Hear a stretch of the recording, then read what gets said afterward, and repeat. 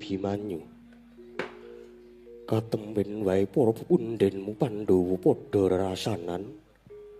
Yen to putraku Abimanyu yektine digadang-gadang dikekudang ing besok ingkang bisa jumeneng nata suwi para kawula.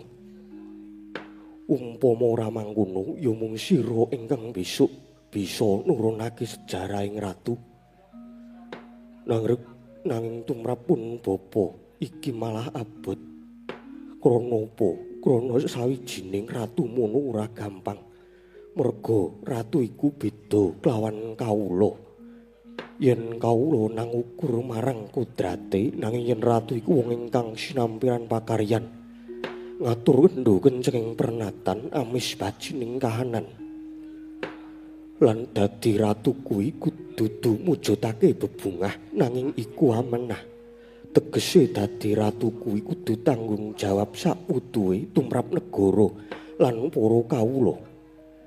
Dadi yen wis saguh aja golek sugih, yen wis sagah aja golek turah. Yen wis gelem aja banjur golek pengalem kulup Abimanyu. Duh, Kanjeng Jimat pepundhen kula. Yektosipun menawi kula menika dipun kekudang menapa mboten lepat. Krana kula ngrumaosi tasih cubluk-cubeting nalar tuna ing budi cingkrangi samukawis. Lan kula inggih ngrumaosi menawi kula dereng saged mudahaken gesang kula menika kangge nusa bangsa lan negari Rama Arjuna. Ger pun Rama iki saiki bombong dene putraku Abimanyu ingkang dikekudang ing besok bisa nerusake sejarah ratu. Nanging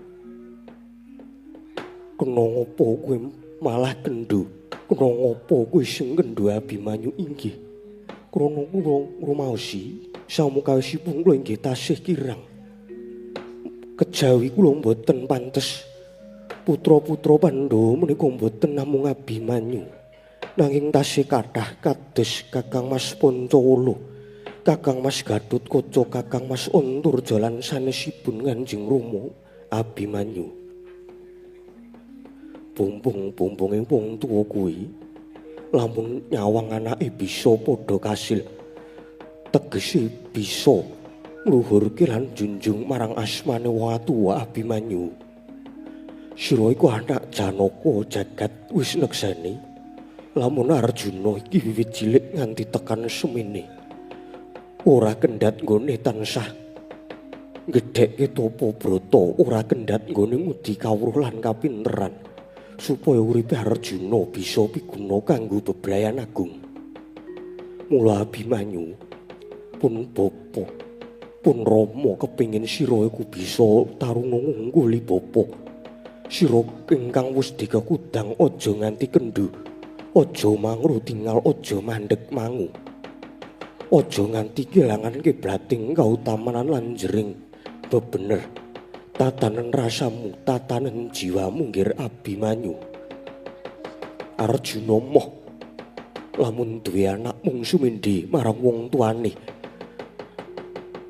Lan meneh Abimanyu, sira ingkang wis dikekudang mula sira kudu tansah ngudi kawruh kapinteran. Krana upama besok sira dadi ratu ya kudu ngasta daya panguwasa luhur, ngampil gawe pingwidi lan ingkang luwih wigati. Sira kudu nyandhang kanugrahaning Jawata, gayuh tumuruning wahyu, nanging sira kudu prihatin gayuh dhewe. Lamun sira ora bisa gayuh wahyu, utamane wahyu ning ratu, aja ngaku yen to Abimanyu anak Janaka.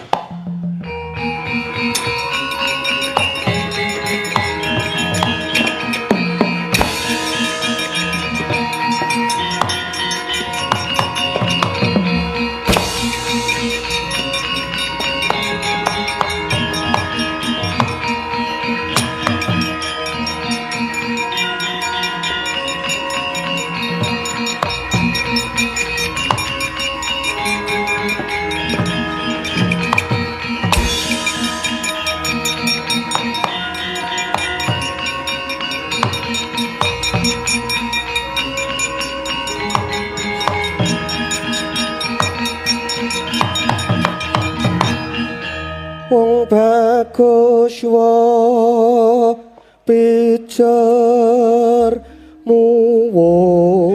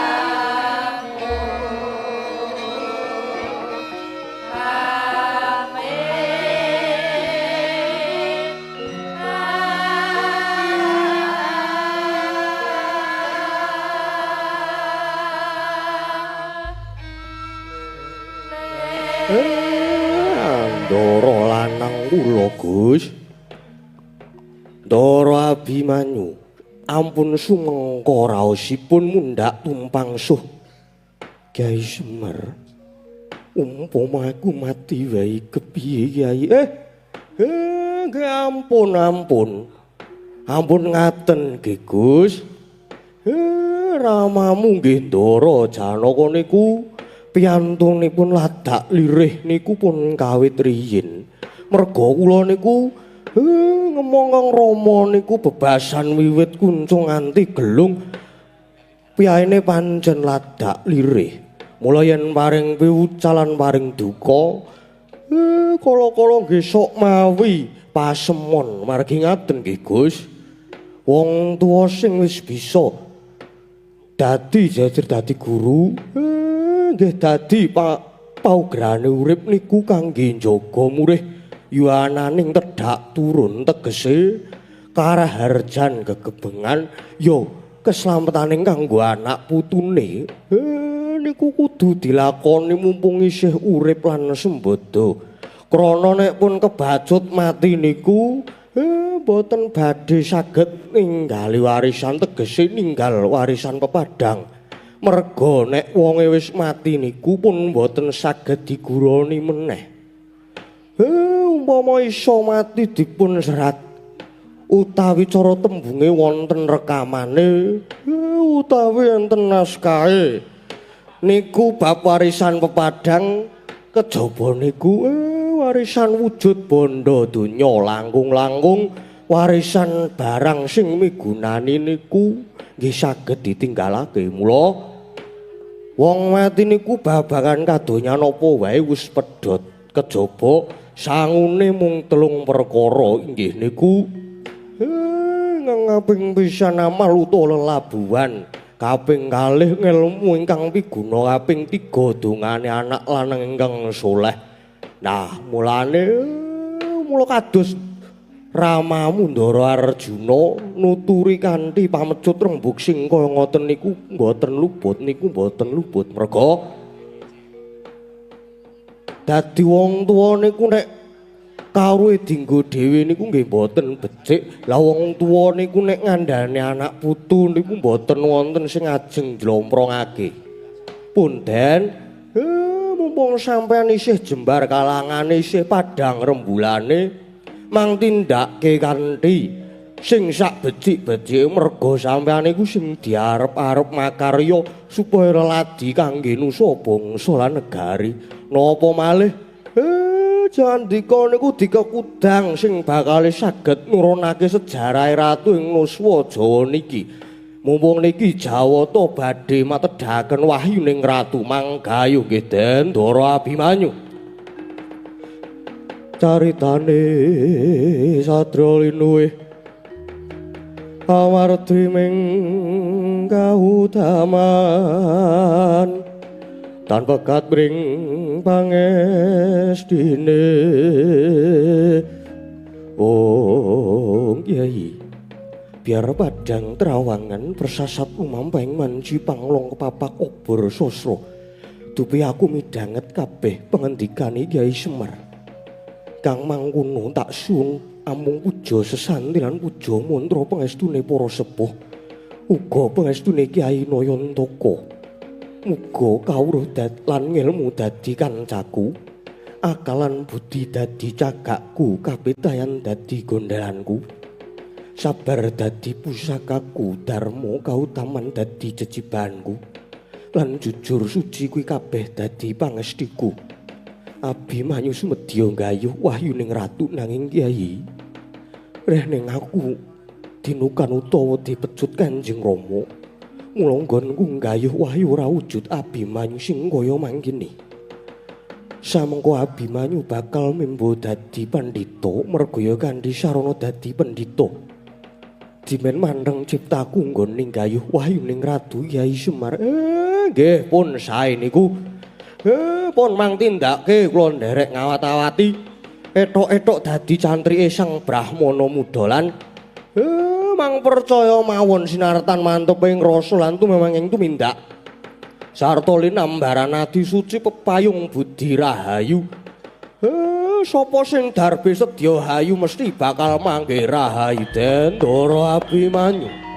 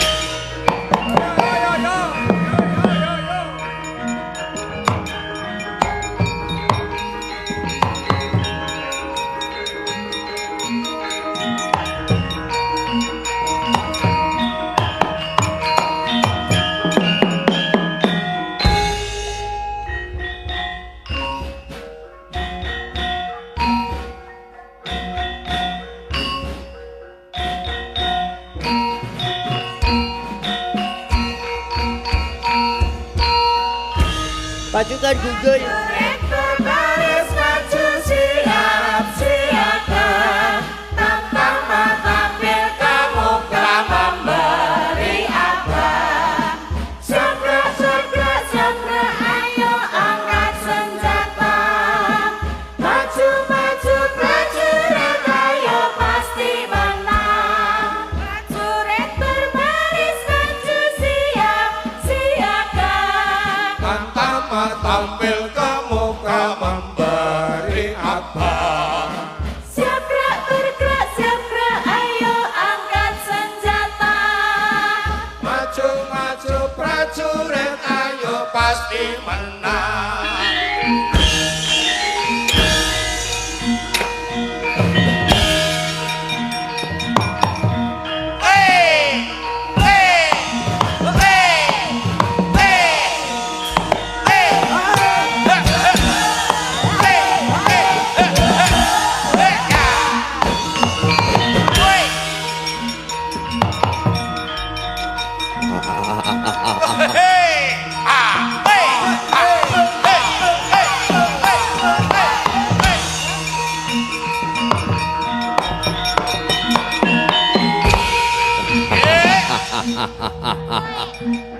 As.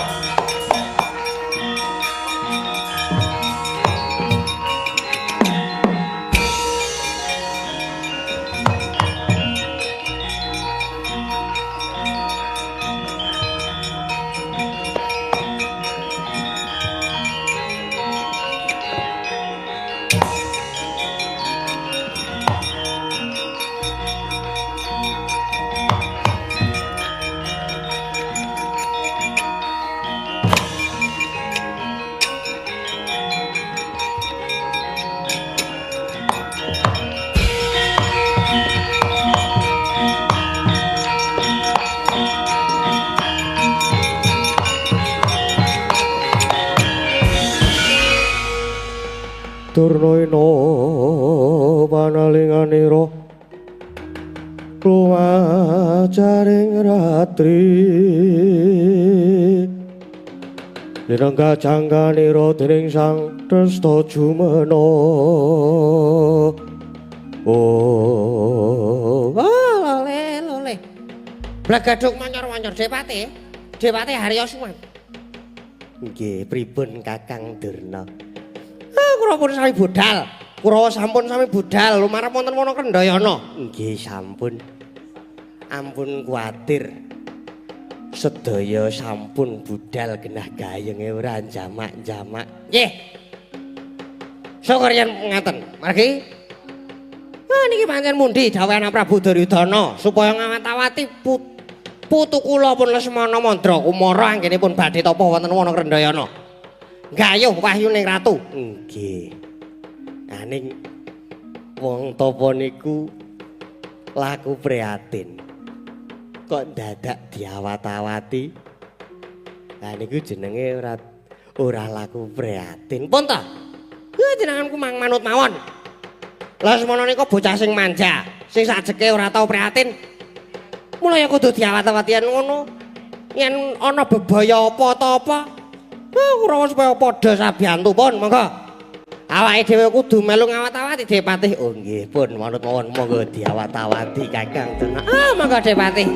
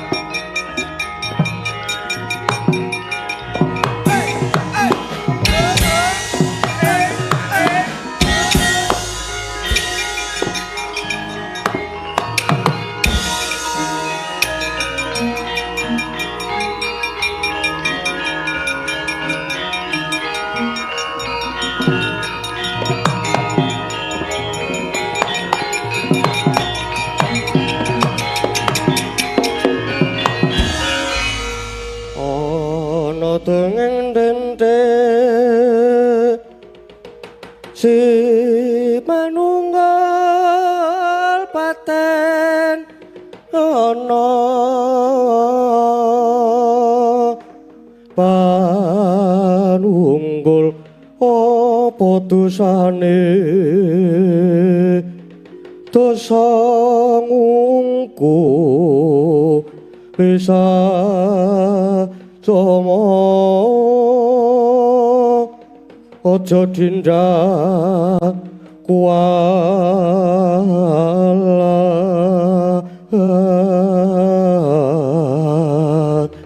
lah iya bener kandamu lali sumber katiwasan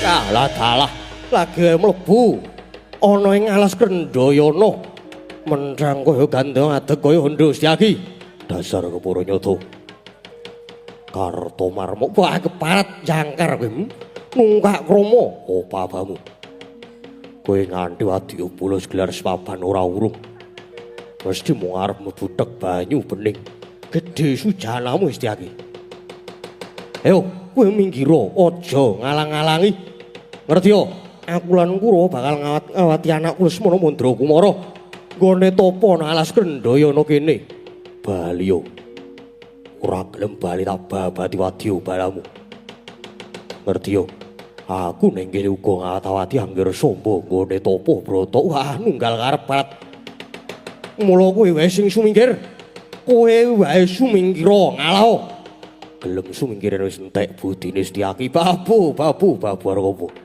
ora minggat kok ngarepku tebak dadamu kene marganing patimu sing alina praptek lapus Kartomarma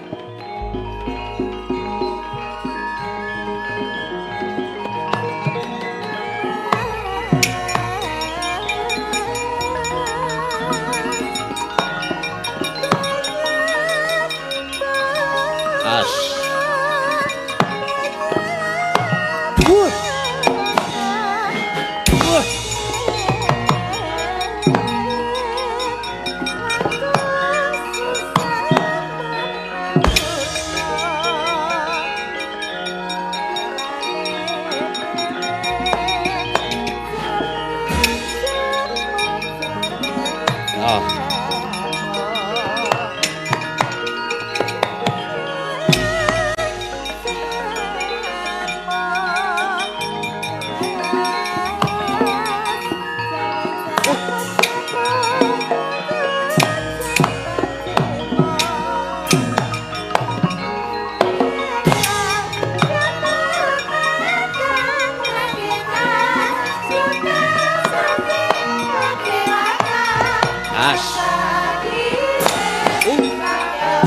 Biar iki sing kok lu barat.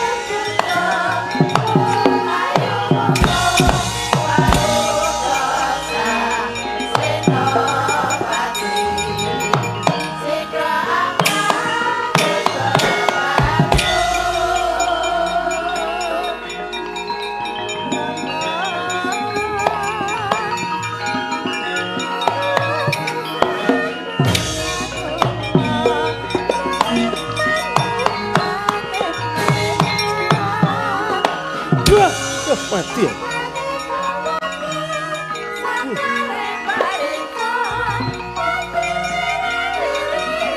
Dia.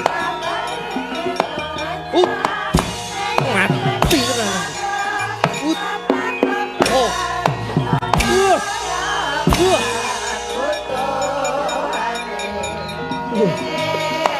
Oh, canda. Baik. Iya.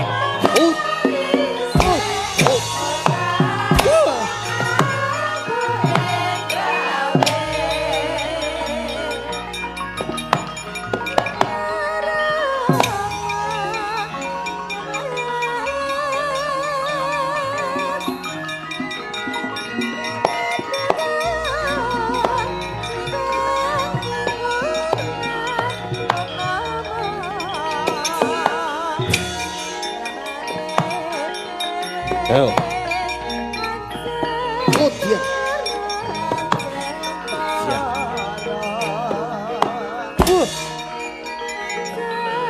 Oh dia.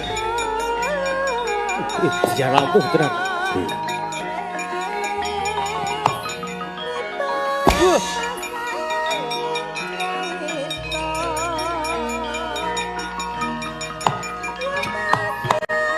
Mati. Jegal.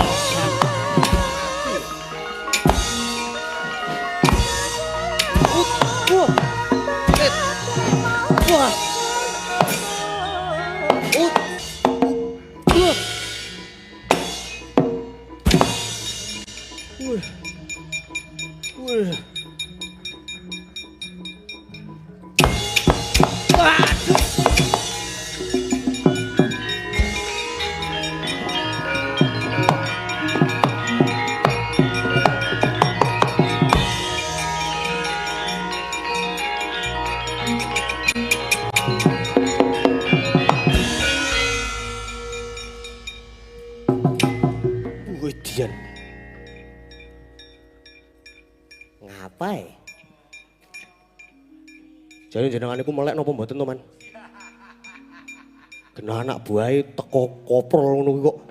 Iki ngapain? Ayo. Umume wong takon iki lak ya diwangsuli. Musuh sapa? Ketemu sapa? Lha nek yamene wis ora mikirke musuh, Man. Ketoke yo Setyaki. Nek kok saya cilik ning saya antep. Apa iya? Masa bohong kowe engko. Astuan. Pun monggo, terus manggaken.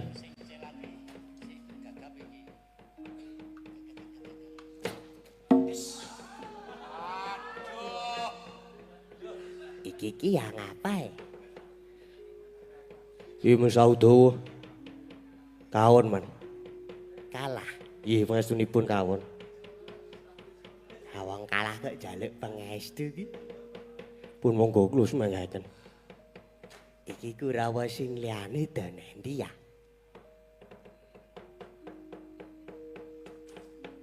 Dur. Nun. Daleman. Dirsasana. Pripun, Man? Maju perang. Dun. Maju perang. Mungsuhe Setyaki. Dun. Mungsuhe Setyaki. Man. Kedap. Kedap, Man. Damlin iki. Aduh. Waduh. Kowe iki ngapae? Anu wae kebeleng isit. Apa? Kebeleng isit. Ya, OTW Mas, Mas.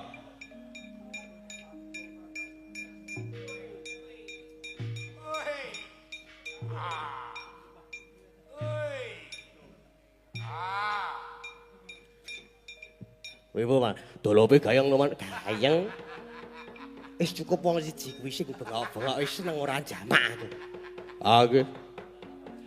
Ya. Duitnya dibagi, ora dibagi dhewe. Untuk jarum super barang kok mau pisan kok. Ki Padhe. Maju perang, Dir. Maksudnya sinten, Man? Lho. Setyaki. Sinten? Setyaki. Maksudnya Setyaki, Man. Ada kula nggih trimo mboten, Man. Ai jalukmu sapa? Enten sinten melih? Udawa. Wah, Udawa, Man. Mestine ya kowe iki ya wani. Lah nggih nek wani ki wani ning kula nek mboten mawon. Betul tak terima mundur mawon nek kuwi. Bangane sirahe lara kabeh, awake lara kabeh. Durma Gati. Ning. Jayu man. Intin jawu. Maju perang. Mencai pun cinten. Kulek mencai pun mboten secep mboten lho, Man. Ayo musuh Setyaki. Cinten Setyaki. Setyaki, Man. Setyaki. Skip cek. Lagu Yamut.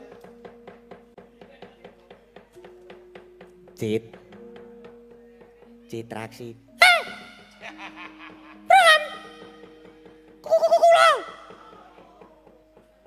Maju perang.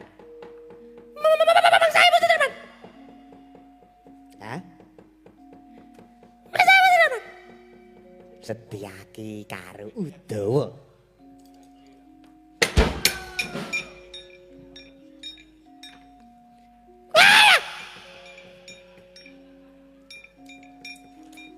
Iki kepiye ta? Rumangsaku nggawa Kurawa kae semene iki ora ana gunane kabeh.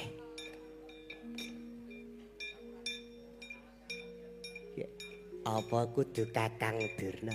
Kakang Durna. Pripun Patih? Pang mriki. Enten apa Patih? Anu kedap lo sakit perut. Lo tak izin teng wingking riyin.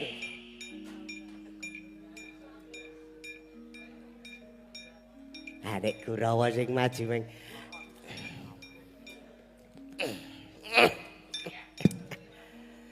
Sembah kula. Oh. Boten kak.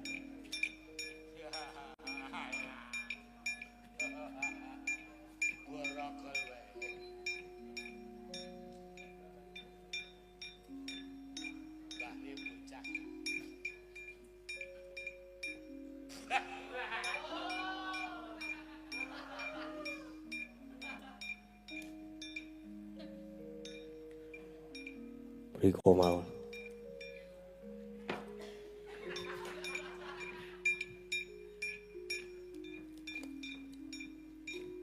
Ayo arep dawuh sapa meneh? Kok maju sapa meneh? Boten kak. Ora. Entek Kurawane ra melu kabeh. Ya.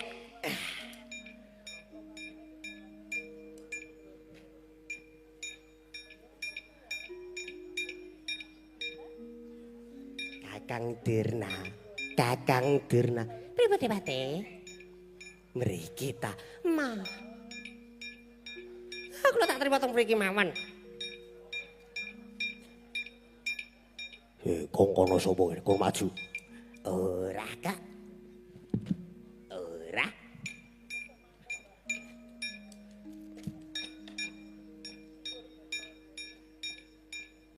Maju ore. Ora.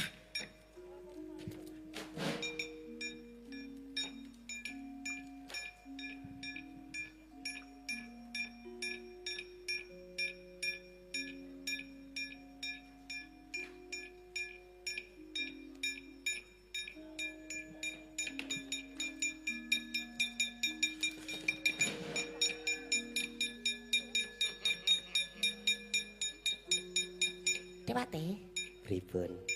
Ndelik mriki mawon Depate. Mriki. Pun mriku mawon.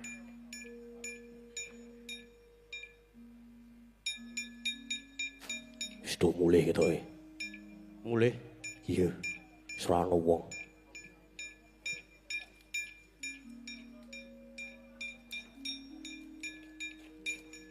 Pripun Depate? Lah pripun? Terus niki ajeng pripun? Kurawa ki saben gayuh apa wae kok mesti dibarengi Pandhawa ta? Nek ora dibarengi Pandhawa ya dibarengi karo wong Ndwarawati. Monggo Kurawa nek mungsuh karo Setyaki ora bakal menang. Terus pripun nek ngaten niki Kakang Durna? Putih-patih sampun. Tak kira kok ora ana gunane ngladeni Setyaki barate mung rebutan miri kothong pun mang dawuhe kalih Kurawa nekuk penjalin nyimpang dalan. Oh nggih. Kurawa Setyaki ora perlu diayomi. Prayogane disingkiri wae ayo do nyimpang dalan le.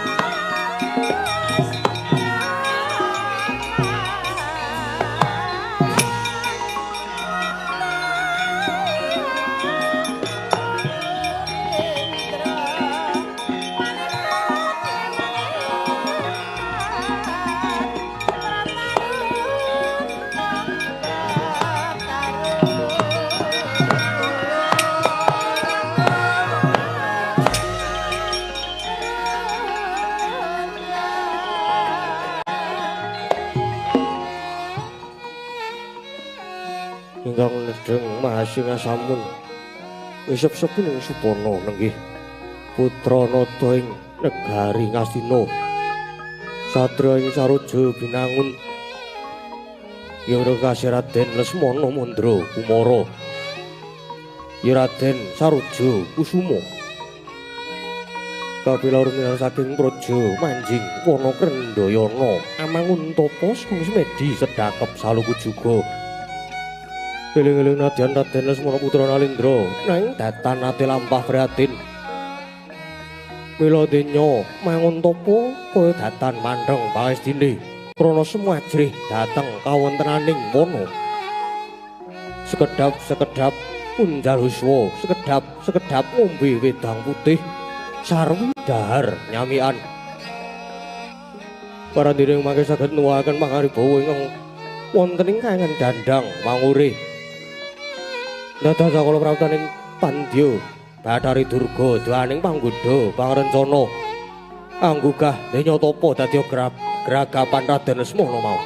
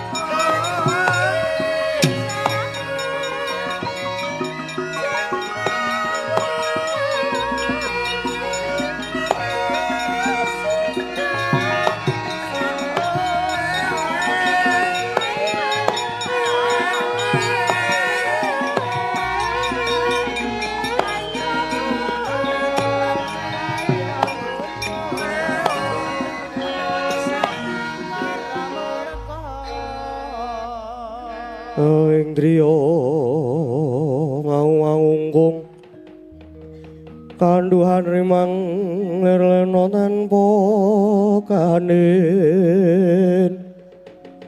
yen tulus mengko dyahutama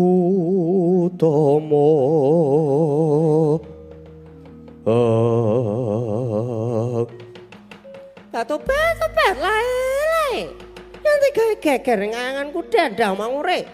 Jebol ana titang kang topo ana kendhaya ana ngene ora pangling. Iki kaya ulun Lesmana Mandra Kumara. Iki nang alas lakone ana cewek. Ana wong wadon nek rupane kaya buta. Nang kok awake kok apike ora jame ya. Kowe iki sapa? Topet. Nadian kaya ngene iki. Kula nek kena widodari, kula Betari Durga Lesmana. Oh alah. Age minta maaf Pandya Betari Durga to nggih. Nyuwun pangapunten lah mboten ngertos kok. Yen ngaten nggih, bekti kula kunjuk Eyang Betari. Topet yo, Lesmana tak tompol. Bajurana wigati apa? Dere jeneng kita topo nang kene Lesmana. Eyang Betari. Gandeng kula niki anak ratu kula sesuk bakal dijunjung gumanti ratu ing Astina. Nanging kula kedah tapa riyin. Kula kedah kadunungan wahyuning ratu. Mulane sampean pancen dewa sing ampuh. Kula mau tulungi Eyang. Topet ya Lesmana ya. Sejati lulus prisa apa Kang Dak? Apa Kang mbok gayo kuwi? Aja sumelang ulun bakal minangkani. Gayoke wahyu ning keprabon ning ana syarate. Topet wis kirane wis sagol Lesmana. Wonten srananipun. Lah sranane banjur napa? Sranane ya kuwi rene besok bakal dadi perang gedhe Baratayuda Jaya Binangun. Tak gayoke wahyu ning keprabon. Nek besok ya wis dumadi perang, Lesmana kudu dadi mangsane para wadya baju barat. Piye sago apa ora? Eyang perang Baratayuda niku tesih dangu. Tur niku ya durung karuan dadi nggih pun. Waton kula iso kedunungan wahyu keprabon. Kula sago yen benjang kula dados mangsane baju barat. Topet.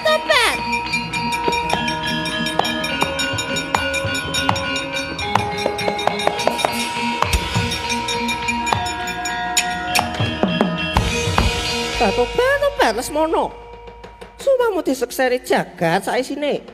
Yen pancen mengkono tunggen sawetara tak munggah ning Kahyangan Suralaya tak gayoke wahyu ning keprabon. Nggih matur Mbah nuwun Eyang Betari. Asih oleh wahyu.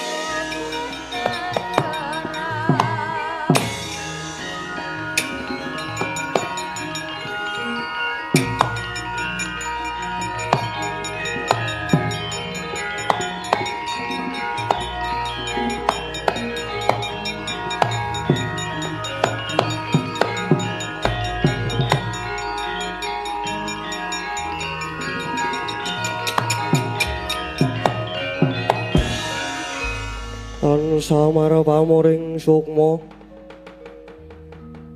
sukma winayo ing sepi Sirimanang ing kalbu Obat. Nanti gawe kaget atiku jroning ulun ngambah antariksa. Sedya swaning kangen Suralaya lah kok dadi aku kepethuk cahya biru moyo-moyo. Monggo cahayane ya sumunar. Tejane mandher nanging lho kok ora mblereng iki wujude apa? Nek pancen kita bisa tata jalma mara gage kita waleo. Sewu-sewu kalepatan kula diagung pangaksaminipun Pukulun Pandya Betari Durga. Ngerti marang ulun. Lah kok kita wis ngerti marang ulun? Nggih, kula sampun ninga dhateng paduka. Pukulun sembah pangabekti kula kunjuk Pukulun. Ki ora tampa ndadekke bombong tias ulun. Banjur prasaja wae kita kuwi sapa? Nggih, waleh-waleh menapa? Kula menika utusanipun Pukulun Sang Hyang Jagat Girinata.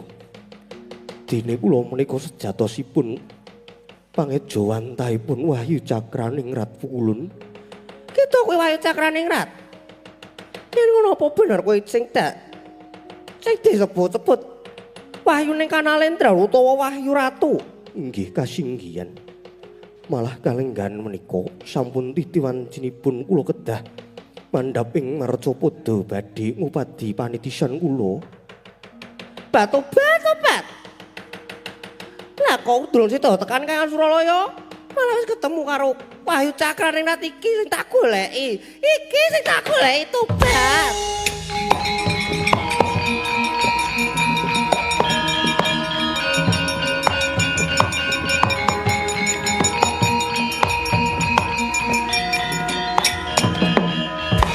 Bat. Apa saja gak tujuin Cakraningrat? Yang tak rewangi aku bakal sowaning kayangan sejatine aku mung bakal jaluk. Mung bakal nyuwun Wahyu Cakraningrat tak suwun supaya gelem ngomongi marang Putu Lesmana. Mula ning nyatane saiki malah ketemu ana kene. Kowe manuta tak suwun supaya gelem ngomongi marang Putu Lesmana. Pukulun nyuwun pangapunten. Paduka menika dewa mestinipun sampun pono dateng pernatan bilih Wahyu tumedhak ing Marcapada menika boten dipun boyong kalian sinten-sinten. Nanging kula dipun maringi purba wasesa utawi kamardikan amilih dateng swarga kula. Momong dateng jagatipun titah Marcapada. Monggo menawi sisip lan kesluru anggen kula ngomongi titah. Yakti mboten badhe saged ngruwat saking memala satemah badhe mbabar angkara gung. Nanging menawi cundhuk jumbuh lan gambuh saktine badhe ambabar katentremaning jana luka. Pramila saestu nyuwun pangapunten yen kula mboten saged mirangkani Pukulun. Tobat. Ngandar-anggar.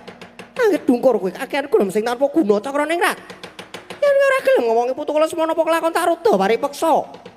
Yen ngersa paduka mekaten monggo yen saged lakon tak ruda paripeksa kowe Wahyu Cakraningrat.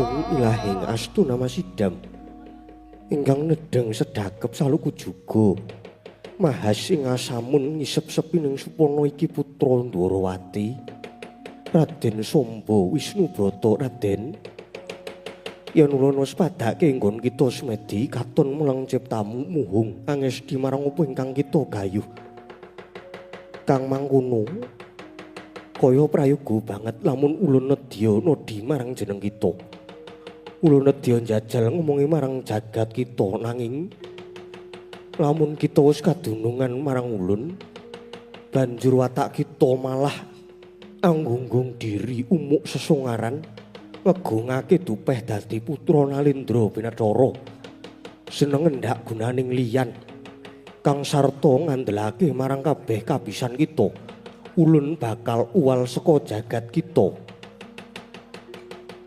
kang mangkono bakal ulun todi ulun nedya mapan ana jagat kita nanging eling-elingen kabeh pitungkas ulun Raden Samba Wisnubrata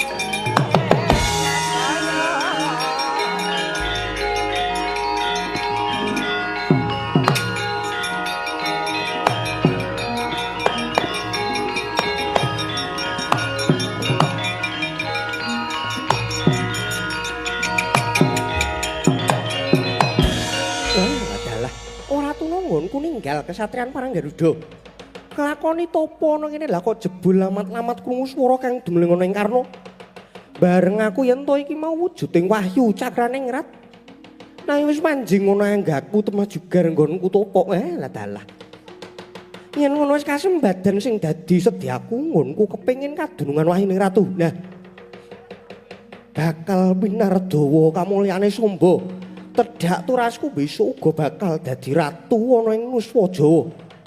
Bakal saya muncer, bakal hanjaying bawana uripe Samba.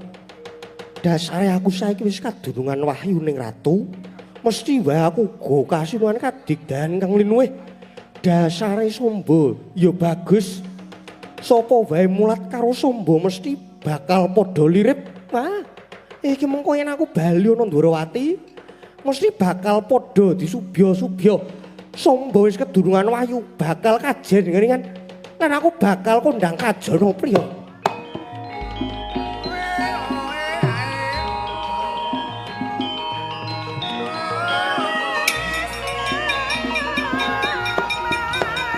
Sawangen Raden Samba Wisnubrata wis kadunungan wahyu cakrane ya wahyune ratu.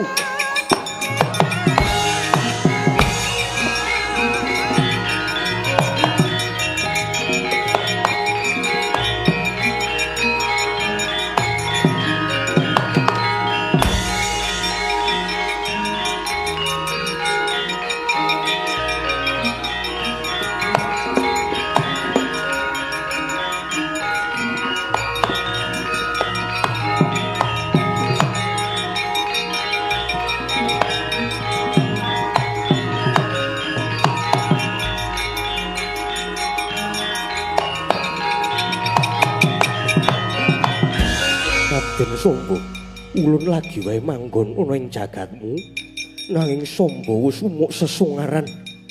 Pertanda Samba ora kuat kadunuhan wahyu cakraning rat. Ulun cakraning rat uwal saka jagatmu Samba. Sang Wahyu, Sang Wahyu.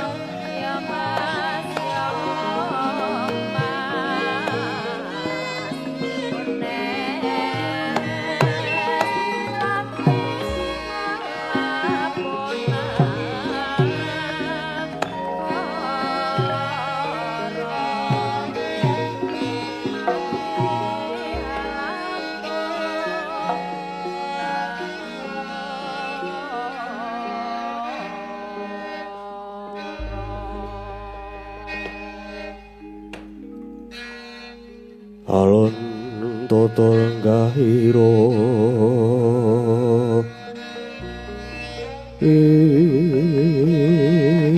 isang warta tameng tasih wisuda andana raras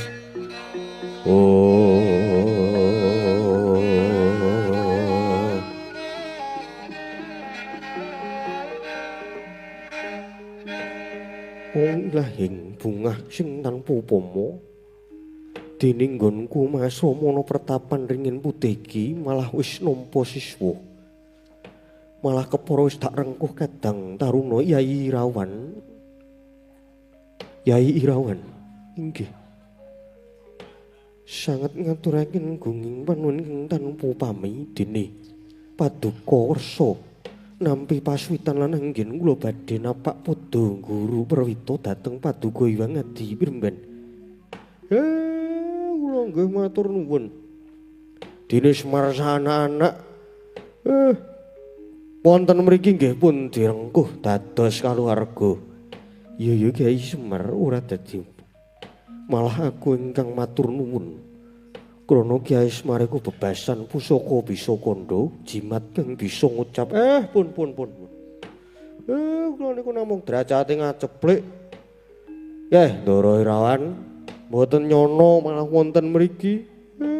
Wirujeng to Gus. Pangestune Kyai Semar. Slamet suwan kono pratapan. Inggih bekti kula. Bakti kula Ndara. Bekti kula Gus. Bekti kula. Yai Irawan sumengko pengawak Bajra Bayana wigati apa dene kraya-raya prapta ing pertapan ngringin putih bebasan teken janggut suku Jaja sira lakoni minilar kesatrian mung marani wana pringga kang yakti caket ing bebaya Yai Irawan Dusang Adi Piremban kekilapan menapa dhateng greget osing manah kula Sediane manah kula sepisen badhe nglebur napak padha Sang Maha Wiku. Keparenga ngaup subratanipun Sang Maha Muni syukur yen to kersa nglubering ngelmi ingkang damel pajaring manah dene ingkang kaping kalih. Kula badhe nyara widhaken dhateng murcanipun kadang kula sepuh.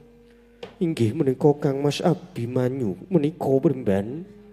Kepareng paduka paring sabda tama wong ilahing astuna masidham Yai Irawan yen bab murcane kadangmu Werda Raden Abimanyu aku durung bisa paring katrangan krana iku isih kesasapan ron salumba lan bab nggone roh bakal suwita marang aku iku apa ora luput ciptamu marga lamun sira mamrih aji jaya kawijayan weting kulit atos sing balung para pandhetaning praja tak kira ya wis ora kurang-kurang ingkang padha limpat budine putus kawruhe beda kelawan aku Begawan Madu Bronto iki mung pendhita gunung sing ngertine mung matun gagah lan bebedak satuwana Yai Irawan Piremban bebasan kedung jero ing jinajakan nanging lepasing budi para Jono sujaning budi ingkang saged anjajagi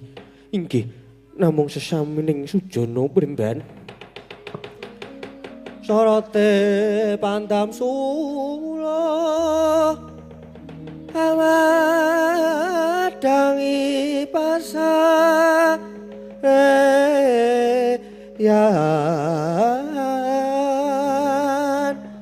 halangi wadono ramu-ramu kalingan hangangan sang tiaman nangkung sumungkem guling sang kakung rerepo baboe maneman peraten tek pranto kula dadah ronte Yai Irawan nyoto pratitis Nanging kowe durung titiwancine pun Kakang medharake ngelmu marang sira Yai. Prayogane Yai Irawan Seki Sawetara. Mapana dhisik ana pungkuran. Kyai Semar lan anak-anak muga mangkono sawetara padha mapana ing pungkuran merga iki sajake bakal ana lelakon ingkang wigati. Nggih matur sembah nuwun Premban. Lan sendika ngestakaken dawuh Premban. Nggih. Ngestakaken dawuh Premban. Ayo tole. Iki Premban Begawan Madu Bronto. Bakal ana wigati. Ayo sawetara awake dhewe padha mapan ana mburi dhisik.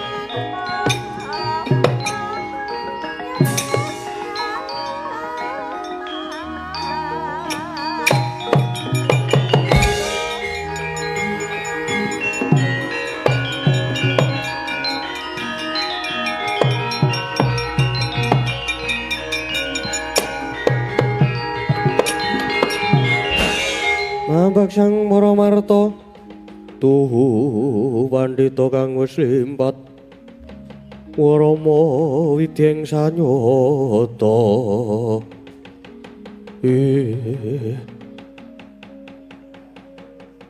lagi bae aku nedya manjing sanggar palanggatan pertapanku kok kerawan wujuding cahya biru moyo-moyo sumunarmu Prabowo panjenengan menika sinten? Aja sira tambuh marang ulun. Krana beja-bejane titah ora kaya pendhita ingkang peparap Begawan Madu Bronto. Dasare jeneng kita. Nglakoni sumedi tarak brata katitik katon sumunar. Dijamu nyodolan nang sumeblak jagatmu. Kaya ngawe-awe tekane kanugrahan kang aran Wahyu Cakraningrat. Kepengin manukmu ana jagatmu lan kepengin sasana ing singasanadi jiwa ragamu Kak Sang Resi. Wengakno wiwara tamamu. Ulun bakal sajiwa ngomong marang kita lan ragane Pandhita Ringin Putih ya Begawan Madu Bronto.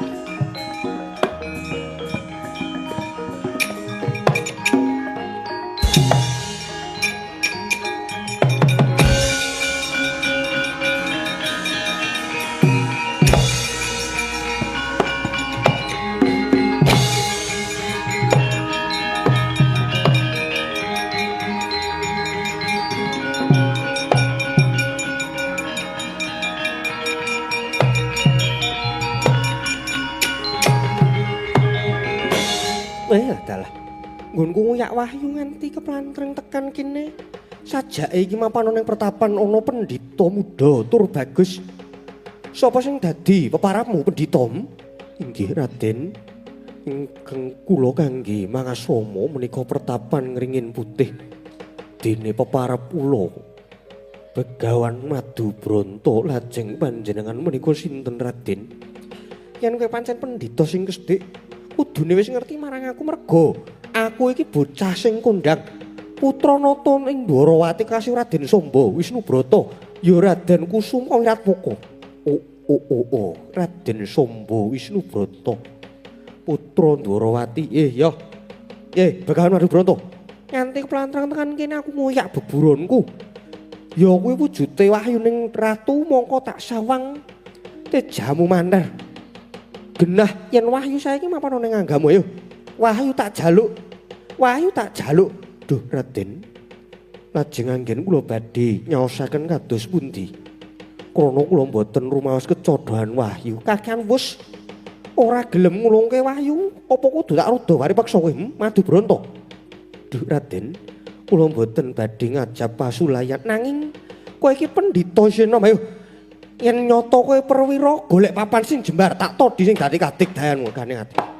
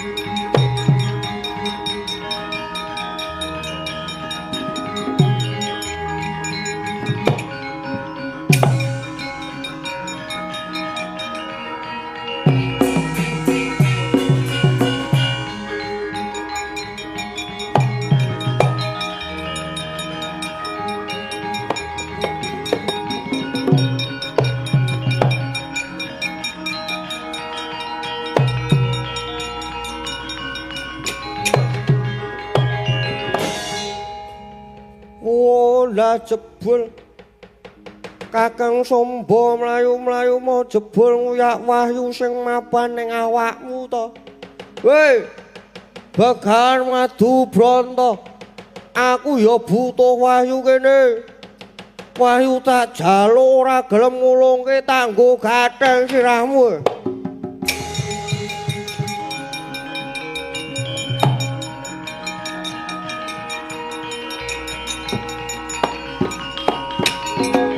Waduh.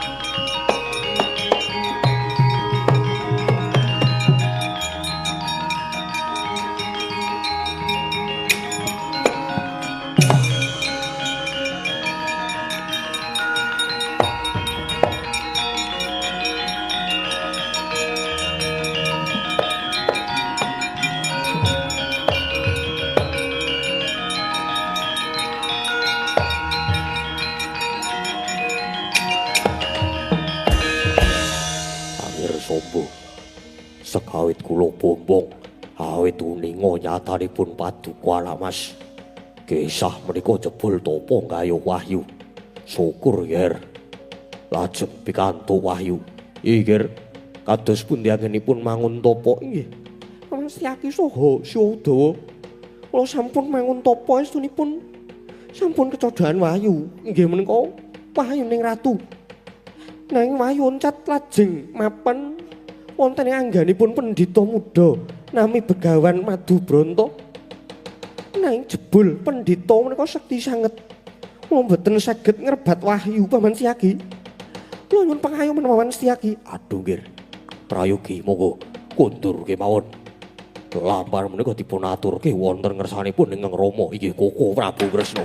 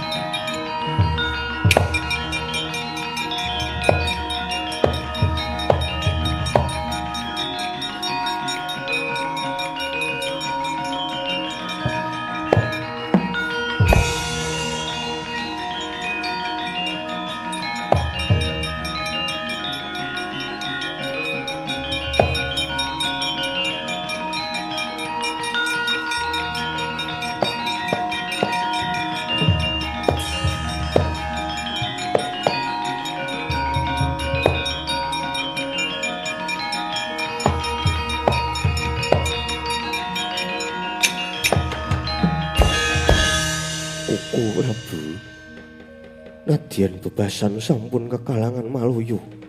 Jajah desa Milangkori njalak maninggal. Parandene dereng saged kepanggih yuga kula pun Abimanyu. Arjuna. Sak dalan-dalan kowe nangis nganti kaya tangkis dadal. Dadasing luhmu.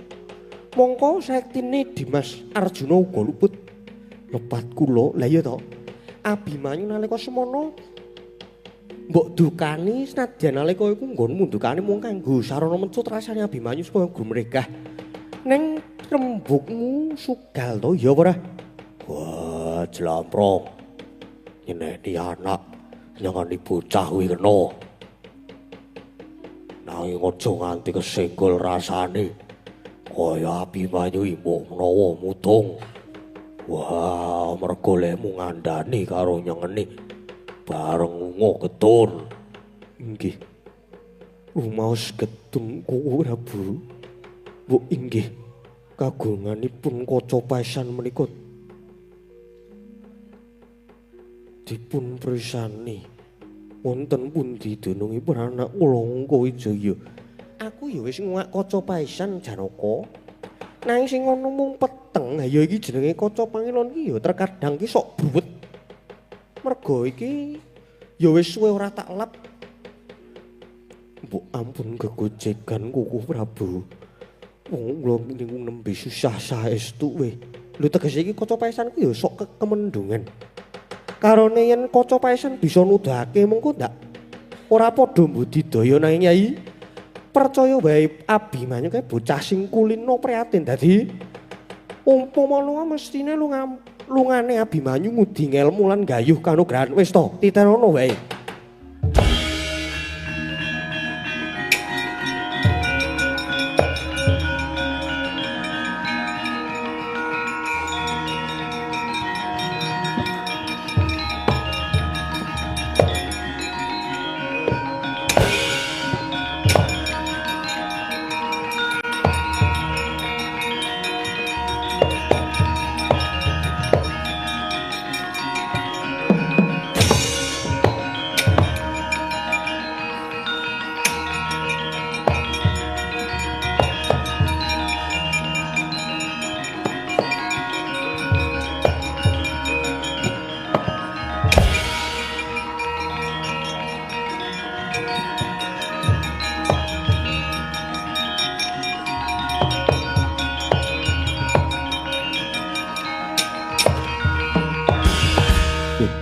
putraning Sun Samba. Gajeke sira mau tak pecut rembug, banjur sira trima lunga sajahe krasa banjur ngedekake tapa. Lah iya teka banjur nangis ana apa Samba? Nggih Kanjeng Rama. Kula mehun tapa nggayuh Wahyu Ratu. Sampun saged kasembadan. Ketundhaan wahyu nanging boten nginten jebul wahyu oncat saking Kang Putra Samba. Malah samenika wahyu mapan ngono ing ngangganipun pendhita ingkang nami Begawan Madubronto. Napa kula nyuwun pangayoman Rama nggih. Nggih, Oh Prabu. Pendhita nom menika sekti sanget saestu. Kula boten ngapusi nggih. Nggih. Iki aji wis sektine Madraguna ampuh. Saestu ampuh. Estu boten ngapusi boten bohong. Lah dalah Arjuna Werkudara. Ayo manupun Kakang tak bukteke kaya ngapa pendhita nom kuwi.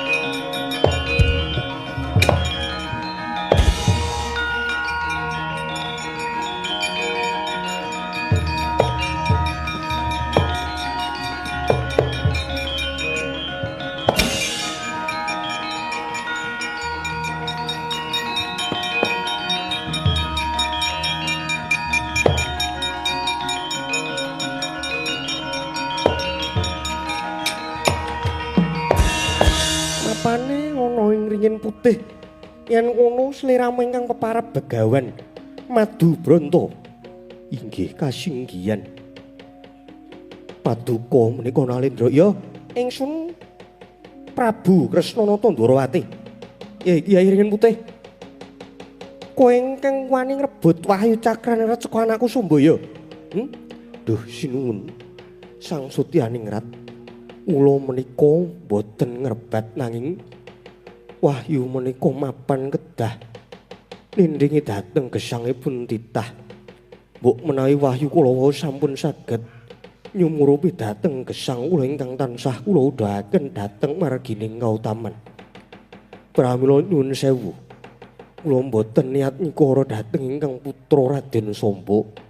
Nanging upami paduka ingkang pinangka sudarmanipun Raden Samba. Mulai rumaos kuciwa penggalipun saestu kula nyuwun pangapunten. Lan upami paduka badhe duka badhe paring pidana. Kula wontenipun inggih namung pasrah sumaradhateng paduka. Begawan Madubronto. Rumangsamu mbok anggep enteng ya. Kowe ngerti to ingsun rawana papanmu ini nganti mantasaning para satriya ya kuwi Yai Sena lan Nyai Arjuna. Mengko yen nganti adikku Werkudara nesu yen mung bakal ngrusak pertapanmu iki ora nganggo suwe nanging sumurupa apa dikira Kresna bakal mentala karo kowe? Apa dikira aku bakal tega mateni karo kowe ringin putih? Merga yen nganti aku tegel marang kowe bakal sinuraing jagat ing atas nata Ndwarawati iki jejering wong tuwa kok bakal mentala marang jejering anak lanang. Mongko kowe kuwi jane didomo-domo. Kowe iki dikekudang dening para pepunden. Digadang-gadang dening para kawula supaya bisa dadi satriya weteng ing jagat. Nanging kowe lunga wae kok dadak amping-amping, etok-etok madeg dadi pendhita ringin putih. Ayo. Gage coba wangsulana. Kowe kok lunga wae dadak nganggo jeneng Begawan Madubronto. Ayo. Wangsulana, anakku Abimanyu.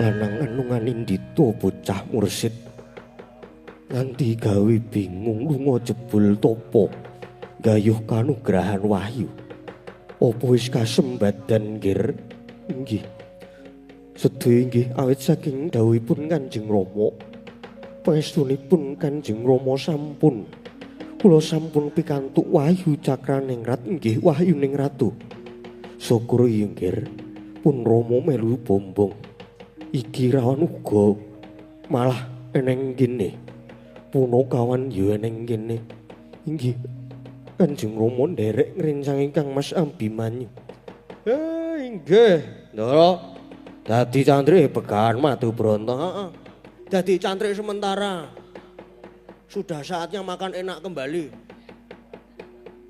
nang kene panganane Putri Malu ayo nyocok cangkem ya Mir ya. Ha iya. Bar iki mangane nak gek mampir ning nasi Padang. Soto pagi. Soto pagi wis enak. Ha iya. Apa bedane soto menang to, Pak? Wis meneng wae kowe iki. Ha. Syukur yen mangkono syukur. Tegese anak Janaka padha gedhe prihatine.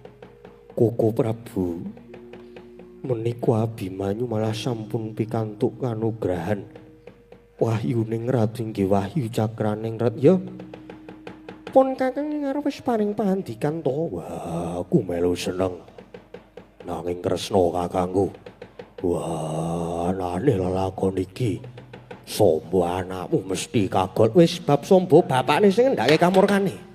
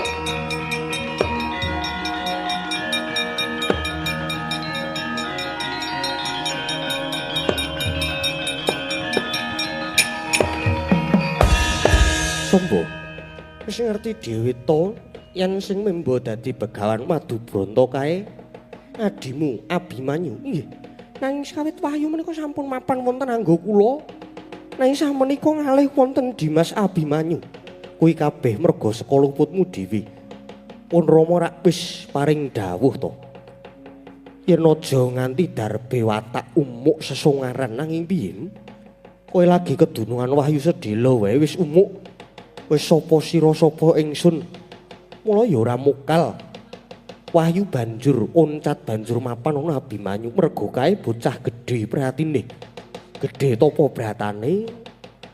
Nanging sombo gandeng sira ya wis masing asamun minangka wing tapa bratamu. Kabeh ya mesti ana undu-unduane. Nadyan putraku Sombo ora bisa kedunungan Wahyu ning ratu, nanging besok Sombo uga bakal kedunungan Wahyu ning patih.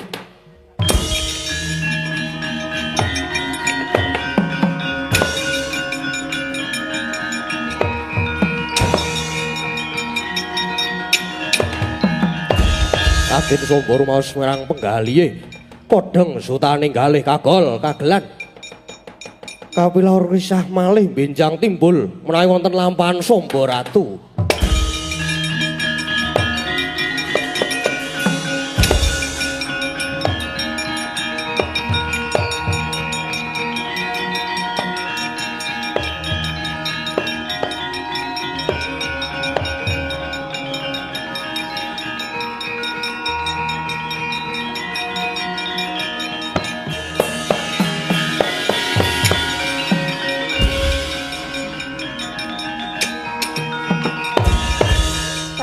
Topet. Jaluk Wahyu cakrane net. Baliya. Kowe iki Baliya. Wegah aku. Wahyu cakraning rat wis dipek. Karo Ndara Abimanyu kowe ora iso ngopo-ngopo. Topet. Bali. Ayo pulang. Marilah pulang. Bersama-sama. Tetep tak jaluk Wahyu cakrane. Ngayal jalongan ngembleke. Marep kowe kiraimu medeni mengko ditutupi kresek lah ya. Bares anggere ana kresek apa bagor kena dienggo nutupi kowe. Ora yo nganggo batale yo kena. Ayo mulih ora? Ora gelem mulih tak Topet yo tak mulih.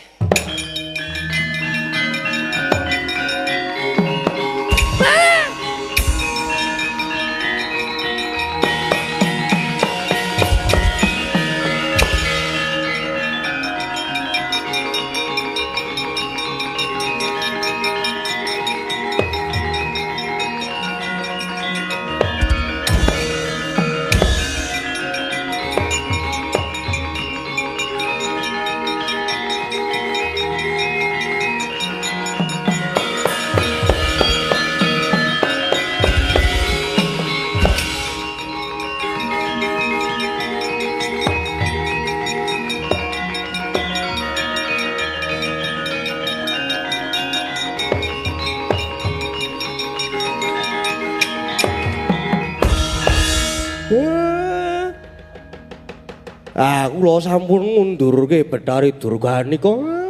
Kok pasukan-pasukane iki mbok diundurke.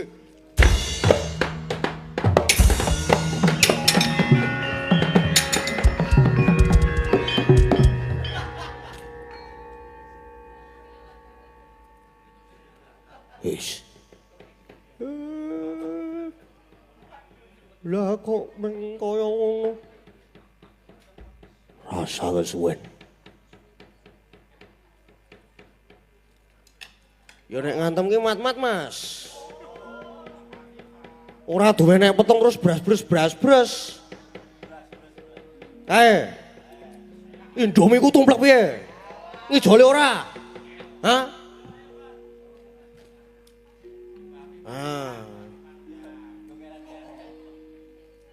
Kang,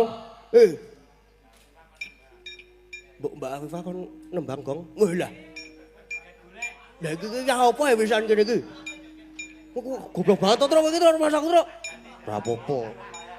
Iki aku bar disangone karo Ndara Werkudara. Kena dienggo cawer lagu. Lagu apa? Lagu Birunya Cinta apa? birunya cinta.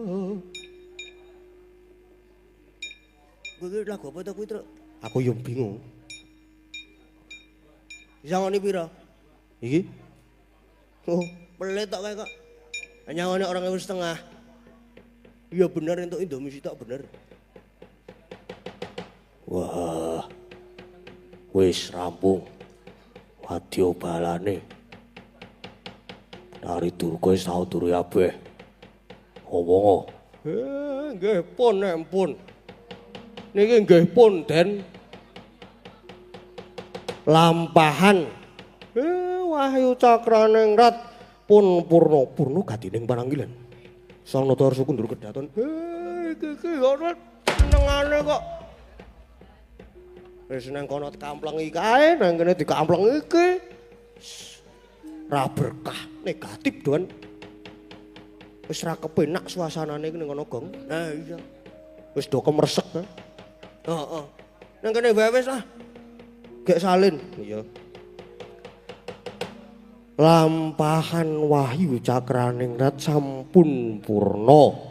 Ingkang disuwun saged ambabar kanugrahan agung utaminipun dhateng warga masyarakat ing Kalurahan Paduk mriki. Mugi tansah jinangkung binerkan Gusti. Sedaya warga tansah pinaringan kabagas warasan. Rezekinipun ayem toto titit tentrem. Rahayu, rahayu, rahayu doro.